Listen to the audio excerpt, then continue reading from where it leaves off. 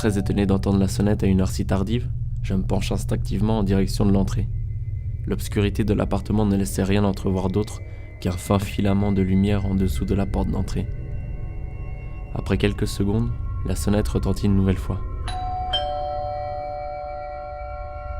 Je referme rapidement les livres qui se trouvent sur mon bureau et me dirige vers la porte, quand tout à coup, je suis retenu par une poigne assez ferme.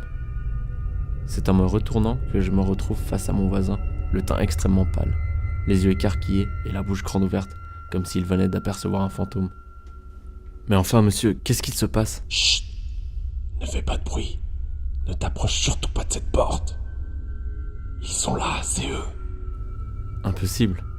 Mais si. Qui crois-tu que ce soit à 1h du matin? J'en sais rien, je vais aller voir justement. Très bien, mais n'ouvre pas la porte, compris, petit? Vous en faites pas. Oh que si, je m'en fais. Je ne veux surtout pas que tu sois mêlé à ça. Je m'approche doucement de la porte afin d'essayer d'être le plus discret possible. Les clés sont toujours bel et bien dans la serrure et la porte est verrouillée. Nous ne risquons donc rien.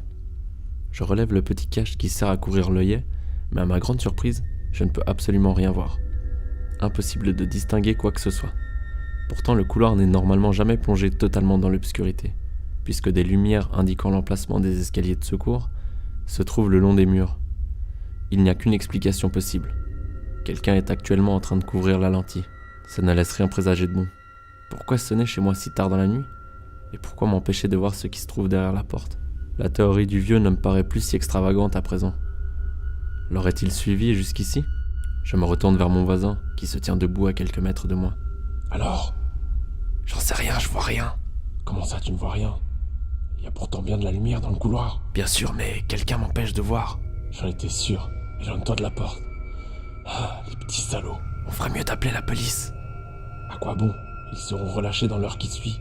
Mais pourquoi vous obstinez-vous à ne pas appeler les secours? J'en sais rien. Bon, et puis vas-y après tout. Appelle-les si tu le souhaites. De toute manière, mon téléphone est complètement hors service. Il a dû se briser lorsque ces voyous m'ont jeté à terre. Je vais chercher le mien alors. Je me dirige alors tout naturellement en direction de mon bureau, là où j'avais laissé mon téléphone. Mes yeux parcourent le meuble de gauche à droite, à plusieurs reprises, sans voir mon smartphone. Je fouille les tiroirs du bureau en me disant que je l'ai sans doute rangé sans faire attention à mes affaires de cours. Je commence doucement à m'inquiéter. J'étais pourtant sûr de l'avoir laissé sur la table. Mais... Petit. Quoi? Écoute un peu ça. On dirait un téléphone. Bingo, ce serait pas le tien par hasard? Le mien devrait être sur le bureau. Visiblement, ça n'est pas le cas puisque tu cherches encore. D'où vient le bruit alors? Approche-toi, écoute. Ça vient de... On dirait que ça vient de derrière la porte d'entrée. Ça pourrait être le téléphone de celui qui bloquait l'œillet il y a quelques minutes. Non, un téléphone dans une poche ne sonnerait pas si fort. Ce téléphone doit être par terre. T'aurais très bien pu faire tomber le tien en m'ouvrant la porte. Non, je l'ai utilisé il y a quelques minutes à peine pour regarder l'heure. Tu devrais quand même vérifier. Une fois de plus, je penche mon visage vers l'œillet. Cette fois-ci, personne n'obstrue la lentille et mon champ de vision est totalement dégagé. J'aperçois effectivement un téléphone au sol qui reçoit un appel. Attendez une seconde. Un Samsung avec une coque rouge? Quelles sont les chances pour que les mystérieux agresseurs de mon voisin possèdent exactement le même téléphone avec la même protection? C'est bel et bien le mien.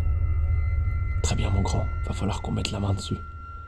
Je vais me poster derrière la porte et l'entrouvrir légèrement. À ton signal, je claquerai la porte le plus rapidement possible et tu verrouilles grâce aux clés, ok? D'accord, attendez un peu. Le plan du vieux me paraissait un peu fou. Prendre tant de précautions simplement dans le but de ramasser un téléphone tombé au sol. Néanmoins, il est vrai que l'insistance de ces agresseurs me préoccupait beaucoup. Quelle tournure allait bien pouvoir prendre cette nuit si je ne peux pas contacter la police? Je ne tiens pas vraiment à le découvrir. Je me mets donc en position et lui fais signe de m'ouvrir la porte.